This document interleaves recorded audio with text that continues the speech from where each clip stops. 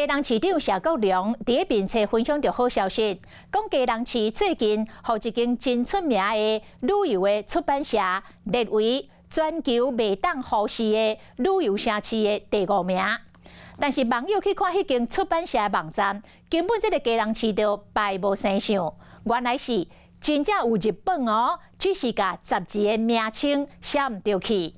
写唔对就爱改呀。讲前后后总共改6改，才总算写甲正确，是互市民感觉真含糊。基隆庙口夜车有真侪美食，又搁挖天然的渔港，造就真特殊的海港风情，有真侪观光客真爱去。基隆市长谢国良感觉真公平，铺文章甲大家讲这个好消息，讲基隆和全世界权威旅游杂志《孤独星球》列为全世界未当忽视的旅游城市第5名。也过文章一个出来引起讨论，因为呢拍开官方的网站，找来找去，就是无看到基隆2字。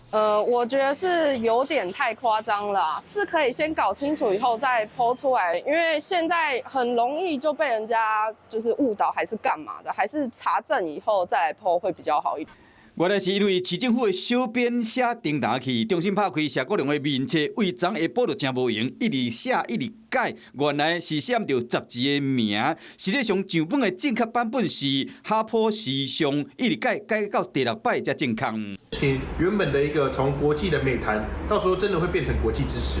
民进党的议员跳出来讲，这个上本原因包括基隆这几字，基隆夜市甲正滨渔港拢是前条的市长林佑昌所建设的。我们都已经改正完成，但希望大家能看到重点是，基隆已经成为了全球旅游杂志所评选出来的一个很好的一个旅游城市。历史悠久的港湾文化，加闹热滚滚的庙口，将所有特色拢结合伫这座都市，为基隆加分。市政府的小编无设字，将这个资讯写唔对去，只能赶紧改过来，避免讲这个好消息煞变成是一个笑话。Hello， 我是林明瑞。想要抢先掌握最及时的新闻资讯吗？赶快订阅、按赞、开启小铃铛，锁定我们华视新闻的 YouTube 频道。